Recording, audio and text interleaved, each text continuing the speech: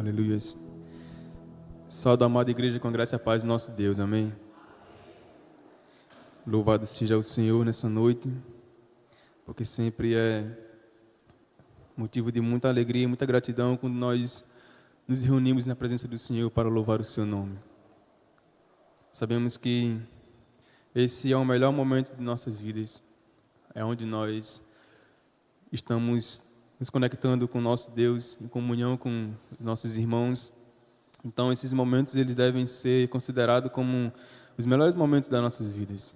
Não é uma viagem, não é um passeio, não é passar em um concurso, algo do tipo, mas sempre considere os momentos que você tem com o Senhor e principalmente em comunhão com os irmãos como os melhores momentos da sua vida, porque é assim que você vai viver na eternidade, sabe?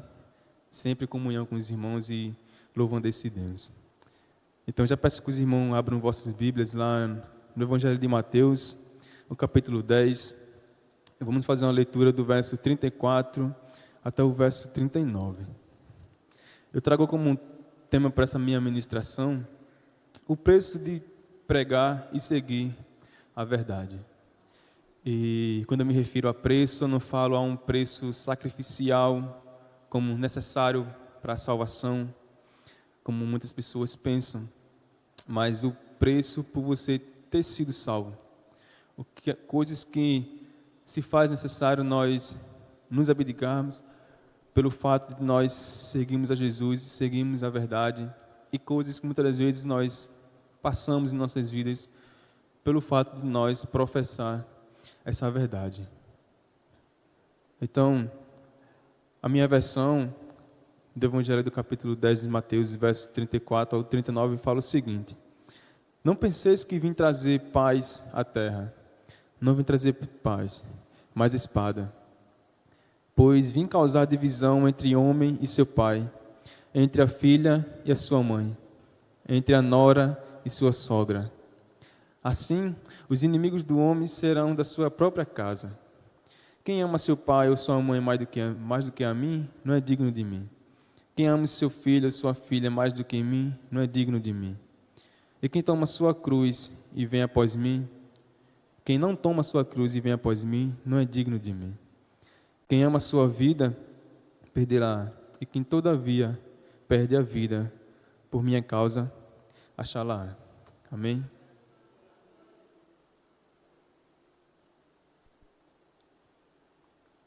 Parece uma palavra um pouco pesada, né?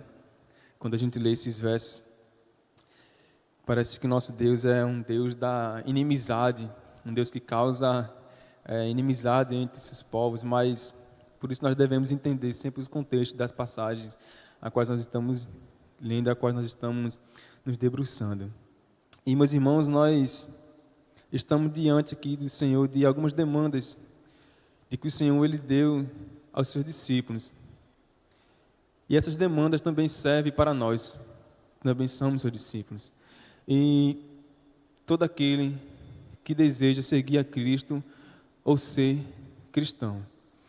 E basicamente, meus irmãos, a palavra demanda, ela significa um pedido ou uma exigência, ou algo que seja necessário você fazer. Geralmente, em nossos trabalhos, nós recebemos muitas demandas, né? Nossos patrões, nossos líderes. E essas demandas nós cumprimos e obedecemos aquilo que eles nos pedem. E ao nós observarmos essas demandas, né, de Cristo, nós conseguimos entender o porquê que muitas pessoas elas desistem da fé. E o motivo é que muitos se convertem a um evangelho de bonança e de prosperidade.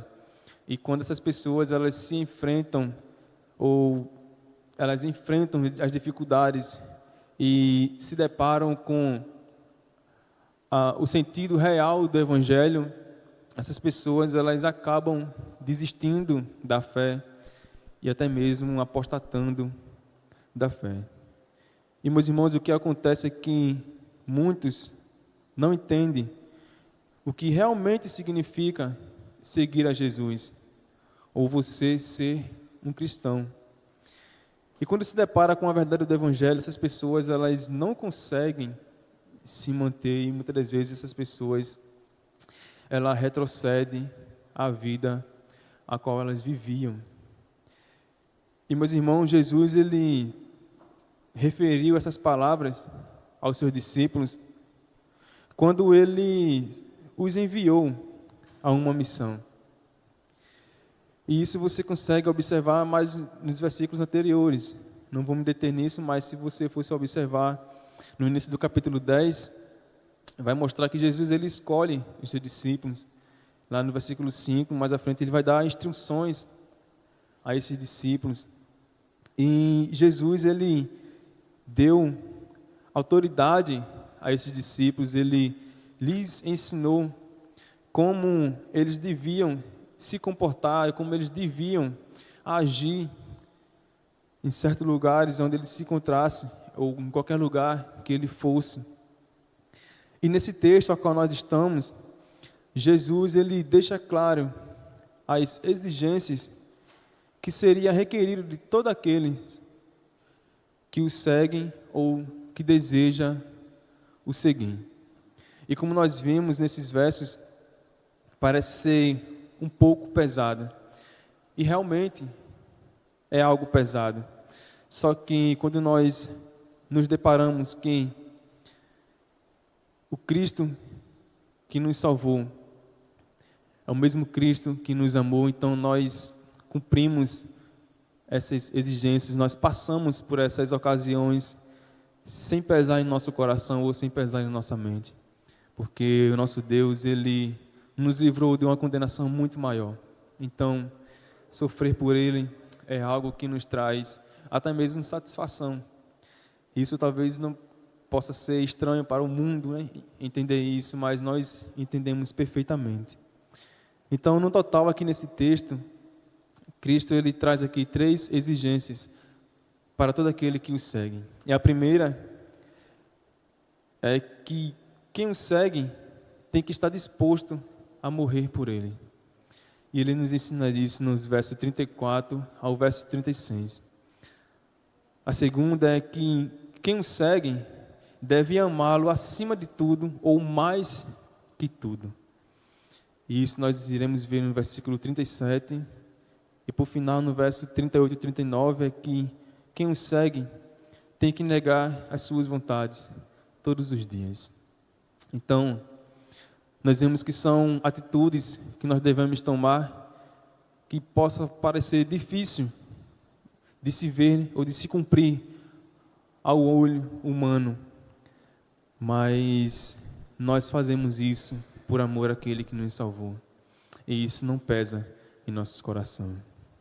Então, quando a gente observa o primeiro verso, Jesus ele fala: não penseis que vim trazer paz à terra, mas precisamente a partir desse verso. E nesse verso, meus irmãos, Jesus ele explica o porquê que nós devemos estar dispostos a sofrer e a morrer por ele. E o motivo é que ele não veio trazer uma paz ao mundo. E quando eu me refiro a paz ao mundo, me refiro a uma paz mundial, né? Uma paz no sentido geral. E ao falar isso, Jesus ele não está dizendo que ele não trouxe nenhum tipo de paz. Não é isso também que Jesus está querendo dizer nesse verso. Porque, na verdade, ele nos trouxe sim a paz. E, primeiramente, ele nos trouxe paz de nós para com Deus. E você consegue observar isso em Romanos capítulo 5, os versos 9 ao verso 10. Romanos capítulo 5, verso 9 ao verso 10, fala o seguinte: logo, muito mais agora, sendo justificado pelo seu sangue, seremos por ele salvos da ira. Porque se nós, quando os inimigos, fomos reconciliados com Deus, mediante a sua morte do seu Filho, muito mais, estando já reconciliados, seremos salvos pela sua vida. E não apenas isso, mas também nos gloriemos em Deus, por nosso Senhor Jesus Cristo, por intermédio de quem recebemos agora a reconciliação, ou seja, recebemos a paz com Deus. Antes éramos inimigos desse Deus, mas agora, por meio do sacrifício de Cristo, nós temos paz com Deus. E como resultado de estarmos em paz com Deus, podemos também ter paz uns com os outros. E também gostaria de ler em Romanos capítulo 12, o verso 17 e 18.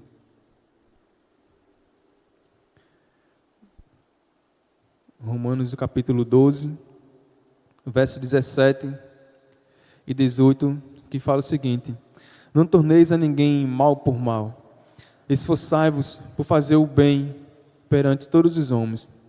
E se possível, quanto depender de vós, tende paz com todos os homens. Então, nós éramos inimigos de Deus, nos tornamos seus amigos. E como resultado dessa reconciliação com Deus, de termos paz com Ele, nós também conseguimos ter paz com o nosso semelhante.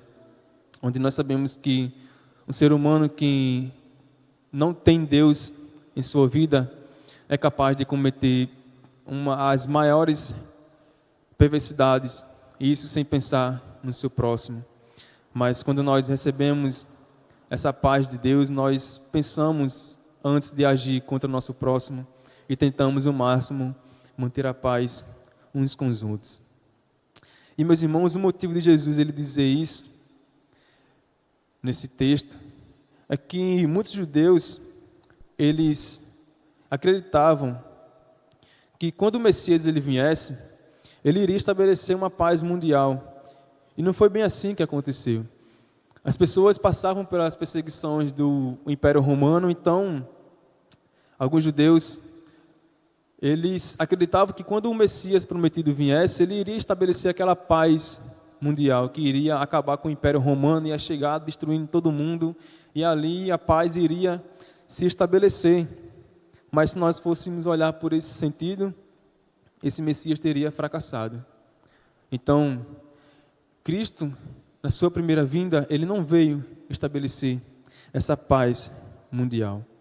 Muito pelo contrário, o que é que ele fala nos versos, na parte B do verso? Ele diz: não vim trazer paz, mas espada. E a vinda de Cristo, meus irmãos, ela trouxe espada.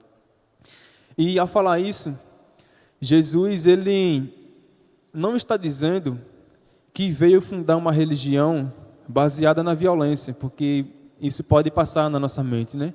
Ele não veio trazer paz, veio trazer espada. Que Deus é isso? É um Deus violento, é um Deus que veio exterminar todo mundo, ou veio arrumar briga, em outras palavras podemos assim dizer, né?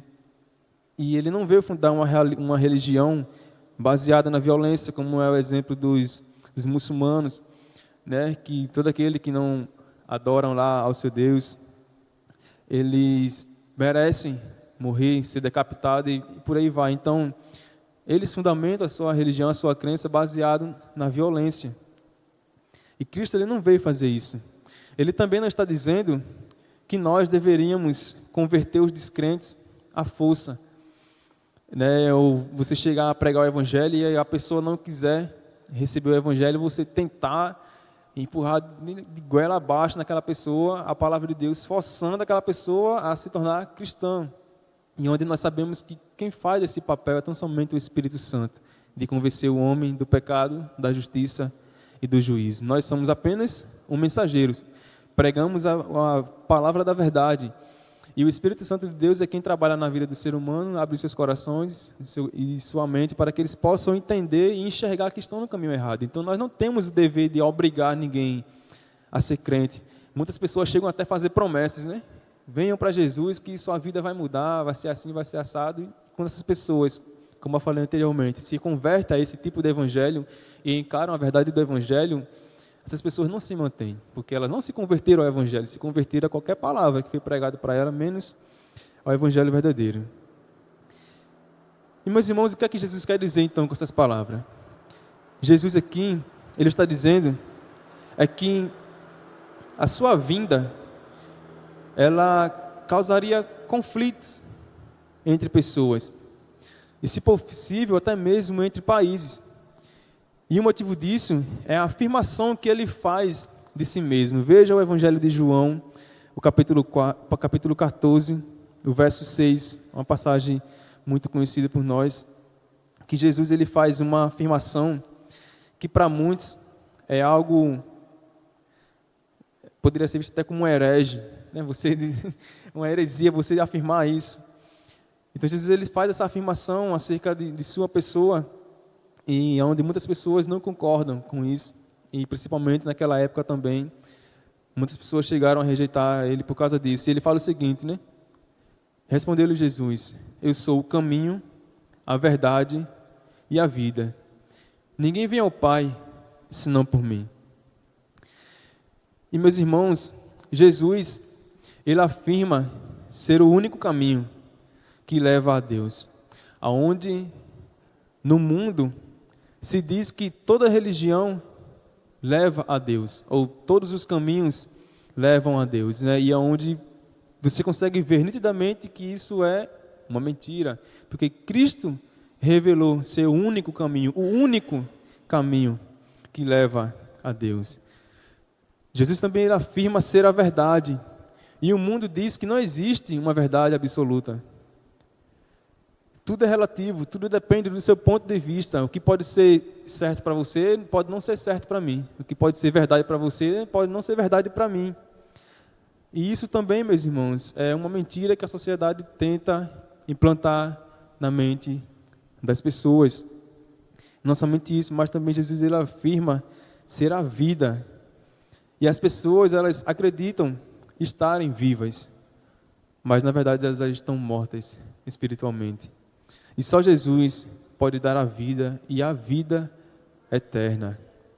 Então veja só, uma pessoa chegar a falar isso, dizer que é o caminho, a verdade e a vida, era para ser visto como um louco ou louca, uma pessoa que fala isso. Então, nós pregamos essa verdade, nós cremos nessa verdade, nós acreditamos que Cristo sim é o caminho, a verdade e a vida. E isso pode causar conflito entre nós e nossos amigos, entre nós e nossos familiares que não creem, que não acreditam da mesma forma. Quantos de nós já sofremos injúrias ou algo do tipo pelo fato de você ser cristão? Quantos de nós, muitas das vezes, na época de escola, não sei quantos aqui, o tempo de conversão de cada um, mas eu, particularmente, já sofri algo no tempo de escola pelo fato de ser cristão. Ser chamado de besta, que está perdendo tempo, que está acreditando em coisa que não existe, e por aí vai. Então você vai gerar conflitos entre você e algumas pessoas que estão ao seu redor. Não somente isso, mas também pode gerar conflito entre países. O fato de você pregar essa verdade, ou seja, pelo fato dos cristãos eles crerem e afirmarem tudo isso acerca de Jesus, causa contenda, conflitos e perseguições da parte daqueles que não creem. Então, meus irmãos, nós iremos passar por isso. Isso é inevitável. E se porventura você ainda não passou por isso em nenhum momento, nem sequer de um parente seu que às vezes até mesmo brincando, chega para você, como já aconteceu comigo, algum parente chega para mim e fala: agora tu é crente, é? Agora tu virou crente. É assim que eles falam, né? Então, se pelo menos nem isso aconteceu com você, então você precisa revisar a sua convenção. Porque se você realmente vive e prega a verdade, você há de causar conflitos entre as pessoas pelo fato de seguir a verdade e eles não crerem, não crer e não querer também essa verdade. Então, nos versículos mais adiante, versos 35 e 36, Jesus, ele nos fala o seguinte: pois vim causar divisão entre homem e seu pai, entre a filha e sua mãe, entre a nora e sua sogra. Isso aqui é o que mais tem. Brincadeiras à parte, mas ele fala o seguinte, no verso 36, assim, Os inimigos do homem serão da sua própria casa. E, meus irmãos, Jesus ele fala, né, que a sua vinda ela foi tão profunda ao ponto de causar separação entre familiares. E isso sim, meus irmãos, isso pode acontecer em nossas vidas. E de acordo com os estudiosos, num período de perseguição do Império Romano, tiveram muitas mulheres que entregaram os seus esposos pelo fato de eles serem cristãos. E ainda hoje isso acontece, meus irmãos, nos países mais chamados como países comunistas, onde as pessoas, para se livrarem da morte, elas entregam os seus parentes. Então, existe numa casa lá uma pessoa que é cristã, como por exemplo, hoje mesmo na China. Na China é proibido você pregar o evangelho. Então, se em uma casa, em uma residência, tem uma pessoa que é cristã e, sei lá, o cara lá da China, que eu não esqueci o nome do presidente lá, ele manda alguns de seus soldados ir em certa residência, as pessoas, às vezes, com medo de morrer, chega a entregar aquele seu ente querido, possa ser um irmão, um pai ou uma mãe, para não morrer. Então, para livrar a sua vida, que morra ele antes do que mim. E isso aconteceu na época da perseguição do Império Romano. Muitas pessoas chegaram a entregar os seus parentes com medo, temendo a morte. E isso também é uma realidade nos dias de hoje. Mas não somente isso, mas eu trago alguns exemplos comuns em nossos meios. E, por exemplo, quantas mulheres e filhos são impedidos de serem cristãos por causa dos seus esposos ou pais? Quantas pessoas são impedidas de ir para a igreja pelos seus pais? Muitas famílias existem pais que são alcoólatras, né, e chegam até mesmo a bater em suas esposas pelo fato de elas congregarem ou algo do tipo. E essas pessoas passam por isso no seu dia a dia, mas essas pessoas elas não desistem de sua fé. As pessoas elas muitas vezes são impedidas, mas procuram de alguma forma tentar congregar e servir ao seu Deus. Quantos jovens perdem a amizade pelo fato de se tornar cristão? Quantas amizades nós já perdemos pelo fato de nós crermos no Evangelho, crermos num Deus vivo? Já fomos chamados de chato, né? Muitas vezes a gente é chamado de chato. Só quer falar disso agora. E muitas vezes nós rompemos laços de amizades pelo fato de nós crermos nessa verdade. Então, meus irmãos, essa é a primeira exigência de Jesus para nossas vidas. Esteja disposto a sofrer por minha causa. Esteja disposto a romper relacionamentos pelo Evangelho, a sofrer perseguições pelo Evangelho. E nós podemos caminhar já pelo verso 37, que ele nos fala o seguinte: quem ama seu pai ou sua mãe mais do que a mim, não é digno de mim. Quem ama seu filho ou sua filha mais do que a mim, não é digno de mim. E, meus irmãos, Jesus ele nos mostra que quem o segue tem que amá-lo acima de tudo. Ou, melhor dizendo, acima de tudo aquilo que é de mais precioso. Será que é a nossa família? Será que é um bem material que nós tantos gostamos? Será que é a nossa própria vida? Entenda, se você quer seguir a Jesus, você tem que amá-lo acima de você mesmo, a ponto de chegarmos a um martírio e nos entregarmos por amor a esse Deus. E ao falar isso, meus irmãos, Jesus, ele não está dizendo que temos que deixar nossas famílias e vivermos só com os irmãos na fé. Ele também não está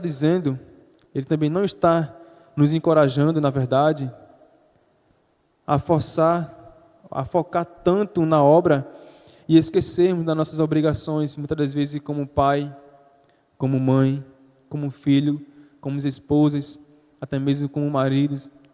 Quantas pessoas vivem assim, uma vida assim, né? Foca tanto no trabalho ao Senhor, e esquece que tem uma esposa em casa, esquece que tem um marido em casa, esquece que tem filhos que precisam de sua atenção, de sua correção, de sua disciplina. Então, ao mesmo tempo que Jesus não está pedindo para você menosprezar seus familiares, ao mesmo tempo também ele não está pedindo para você amá-los demais. Então, Jesus ele traz essa exortação para nossas vidas. Mas o que ele está querendo dizer com isso? Jesus, meus irmãos, ele está dizendo é que o nosso amor por ele tem que ser superior ao amor que nós sentimos pelos nossos parentes. Pois nossa relação com ele é eterna. E com nossos familiares talvez não seja eterna. Quem é que garante que todos os seus familiares serão salvos? Quem tem essa garantia? Nós temos esse desejo. Cremos que Jesus pode fazer isso, mas nós já perdemos parentes. Já perdi tios, já perdi primos, e eles não morreram na fé. Então, o relacionamento que você tem com Cristo tem que ser maior do que o relacionamento que você tem com seus familiares. O amor que você sente pelo Deus que lhe salvou tem que ser maior que o amor que você sente pelos seus familiares. Apesar de que nós entendemos que uma vez que nós fomos amados por Deus, nós também iremos amar o nosso próximo com esse amor, mas nada pode ocupar o primeiro lugar em nosso coração, a não ser Cristo Jesus. Eu lhe convido a ler Mateus capítulo 12, algumas folhas mais à frente, os versos 46 ao verso 50.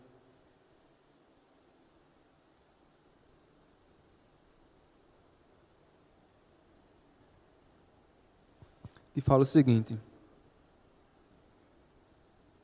falava ainda Jesus ao povo, e eis que sua mãe e seus irmãos estavam do lado de fora, procurando falar-lhe. E alguém lhe disse: tua mãe e teus irmãos estão lá fora e querem falar-te.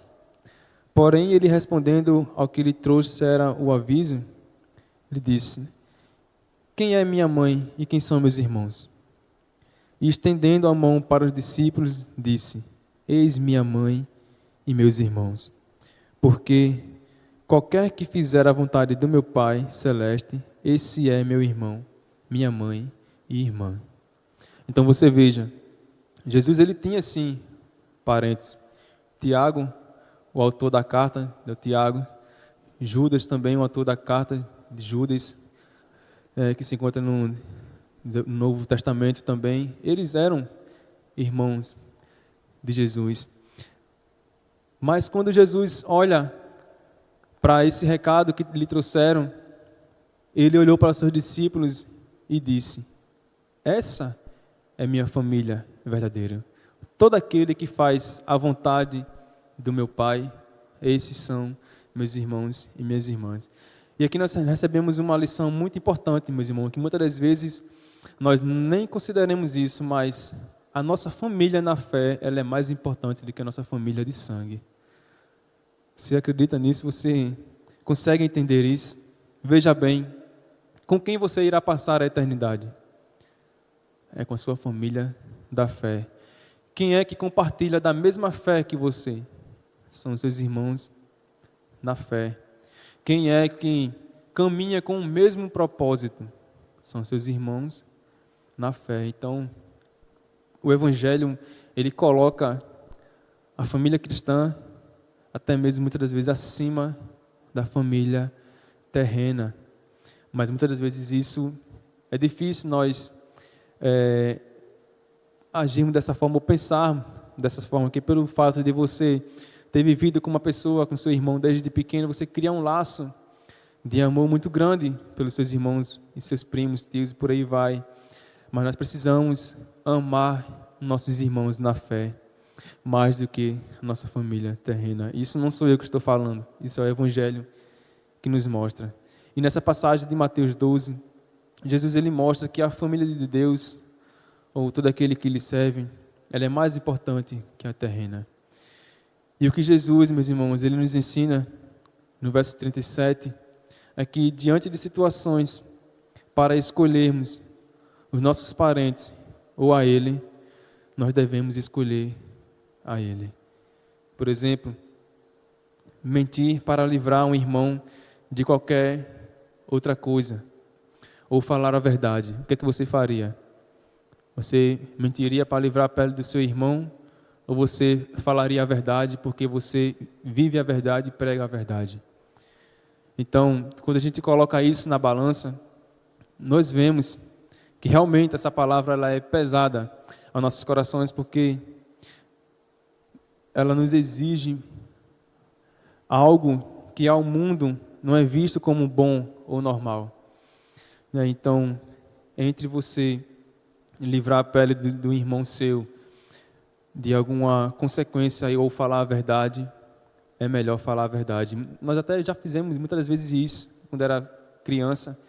Sei lá, seu irmão fazia alguma coisa errada, seu pai queria lhe bater, queria bater nele, você ia lá e inventava uma história para que viesse livrar a pele de seu irmão. Quem tem irmão aqui talvez consiga entender isso. Mas entre fazer isso e falar a verdade, sempre procure falar a verdade. Então, meus irmãos, no versículo 38 a 39, Jesus ele nos mostra que quem o segue deve negar-se todos os dias. E ele fala o seguinte: e quem não toma a sua cruz e vem após mim, não é digno de mim. Quem acha a sua vida, perdê-la-á. E quem todavia perde a sua vida, quem todavia perde a sua vida por minha causa, achá-la-á. E meus irmãos, tomar a sua cruz significa exatamente você negar-se tudo o que toma o primeiro lugar na sua vida. Quero lhe trazer um exemplo aqui no Evangelho de Marcos, no capítulo 10, os versículos 21 ao 22. Evangelho de Marcos é uma passagem que eu gosto muito também. Capítulo 10, do verso 21 ao 22. Uma passagem muito conhecida, né? Que é a passagem do jovem rico, que nos fala o seguinte, os versos: e Jesus, fitando o amor, e disse-lhe: só uma coisa te falta, vai, vende tudo que tens, dai-os aos pobres, e terás um tesouro no céu. Então vem e segue-me. Ele, porém, contrariado com essa palavra, retirou-se triste, porque era dono de muitas propriedades. Então, meus irmãos, aqui nessa passagem de Marcos capítulo 10, entendemos o que Jesus quer dizer aqui. O jovem, ele não foi capaz de deixar o seu conforto, aquilo que era prioridade em sua vida, e por isso ele não foi digno de Cristo. Veja, esse jovem, ele era dono de muitas posses. Ele até chega para dizer a Jesus que cumpria alguns dos mandamentos, ou cumpria até mesmo todos os mandamentos. E Jesus, olhando para aquele jovem, disse, né? Uma coisa te falta, vende tudo que tu tens e segue-me. E como nós vimos no texto, qual foi a atitude desse jovem? Ele vendeu tudo que tinha? Não, ele ficou triste, porque ele pensou, vou ter que perder tudo que eu tenho para seguir a esse homem que diz pregar a palavra da verdade. Então, você viu que o que ocupava o primeiro lugar no coração daquele jovem era simplesmente todas as suas posses. E em nossas vidas, o que é que tem ocupado o primeiro lugar em nossos corações?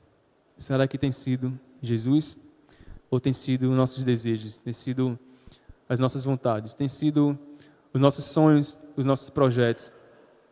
Quantos de nós não fizemos projetos e planos para esse ano de 2016, né? Chegou lá no caderno, no bloco de notas, não sei, e colocou, né? Comprar um carro, comprar uma casa, me casar, sei lá, viajar, conhecer Pipa, conhecer, não sei.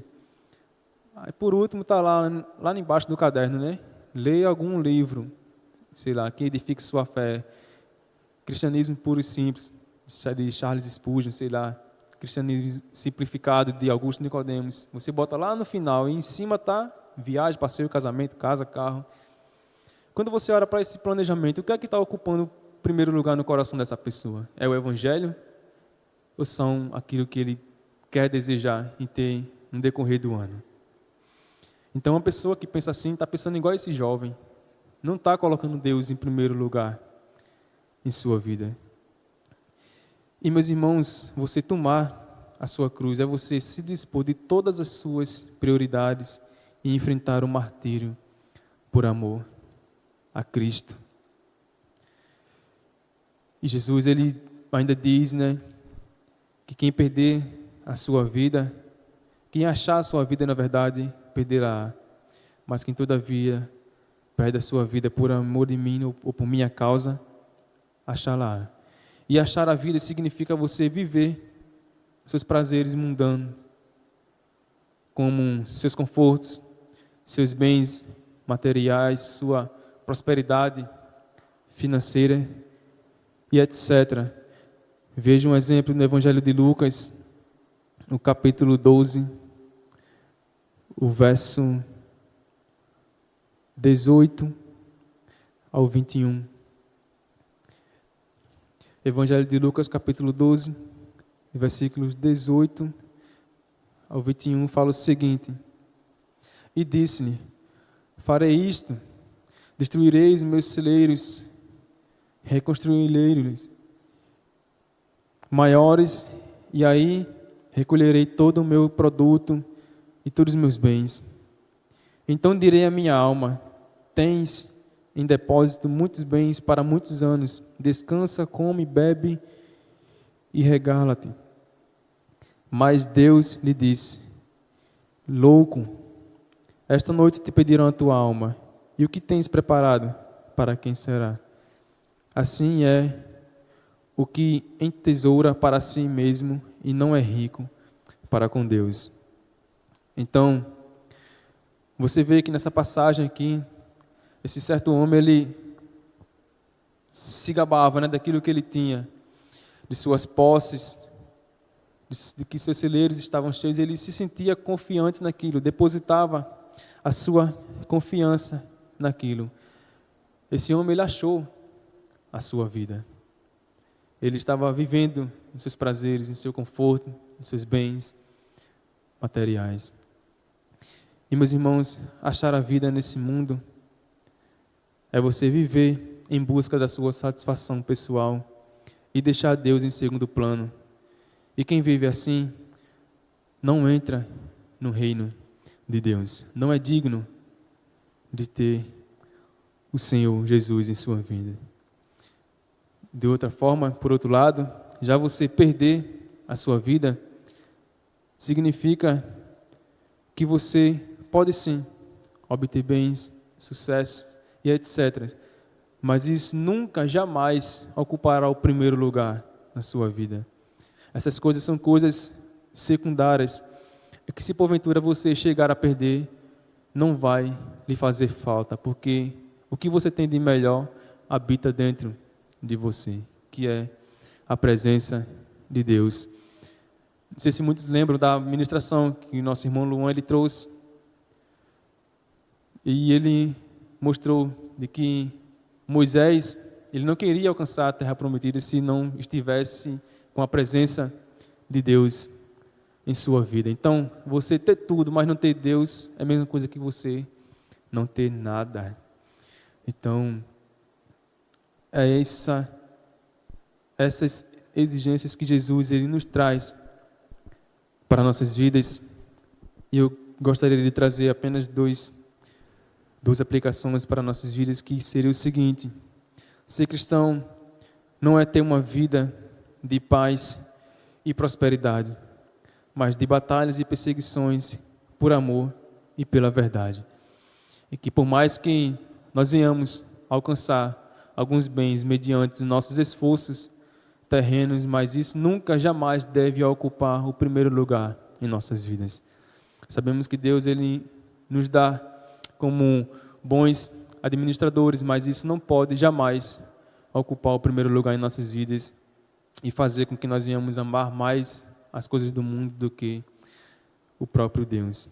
Em segundo lugar, eu trago que todo aquele que segue a Cristo tem que estar disposto a sofrer e a amá-lo e a negar-se a si mesmo todos os dias. Então, essa palavra eu trago para mim, primeiramente, nessa noite, e trago também para os irmãos, e peço a Deus que Ele sempre nos conceda essa mentalidade de nunca, jamais queremos amar mais as coisas do mundo do que a Ele, e de sim estarmos dispostos a sofrer por Ele, de perder amizades por Ele, de muitas das vezes até mesmo perder empregos por a causa da verdade, pelo fato de nós seguirmos a verdade.